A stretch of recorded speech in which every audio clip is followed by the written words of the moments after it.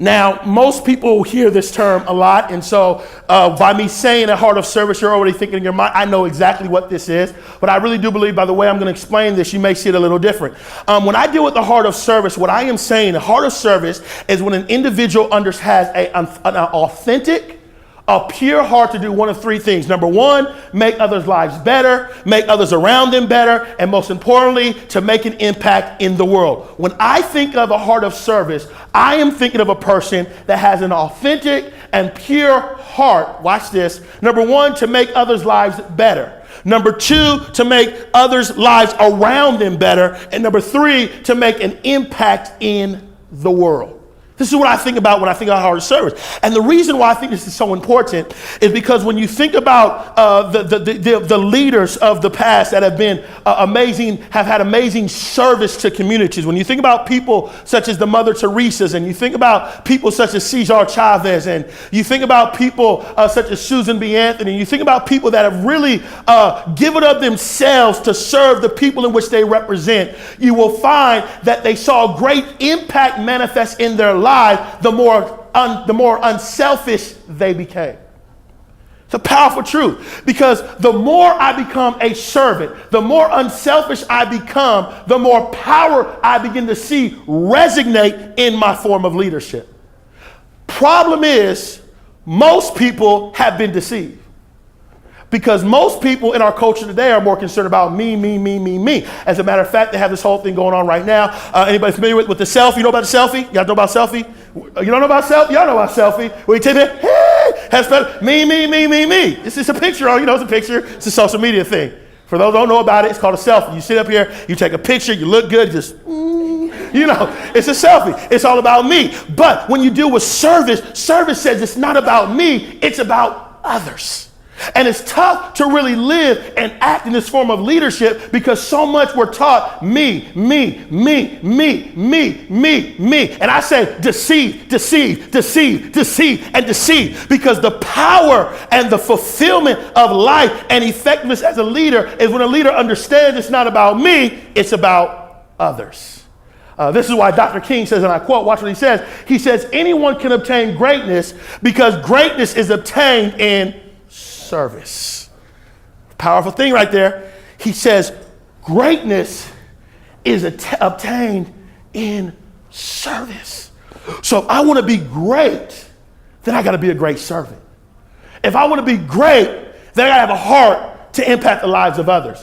If I want to be great, then I got to have a heart to make things better. If I want to be great, then I got to have a desire to help others around me.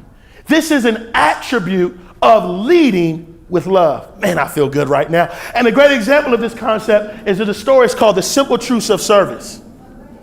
Okay. It's called The Simple Truths of Service.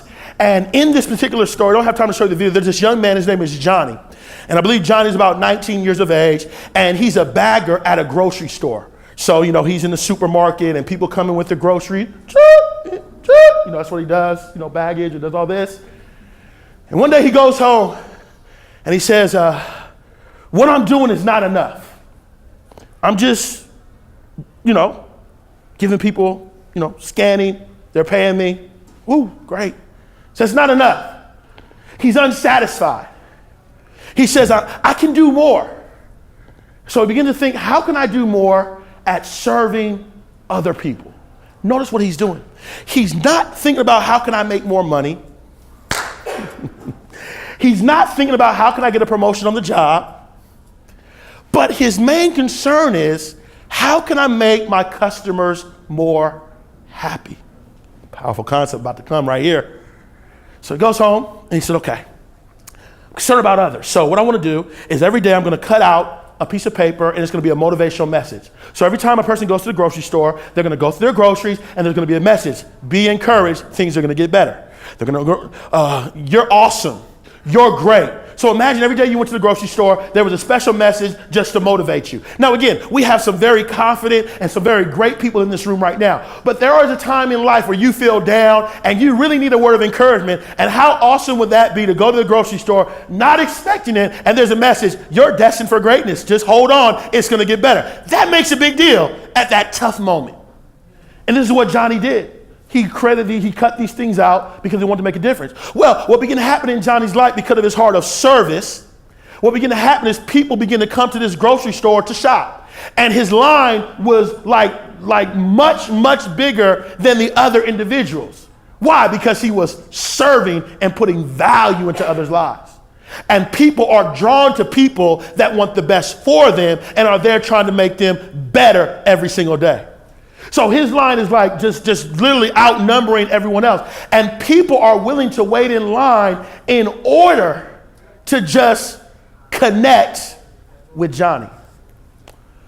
And then not only does he have a greater line, but there's greater profitability and there's greater success and there's greater fame for Johnny. He wasn't looking for it, but his heart to serve brought it to him. Say it again.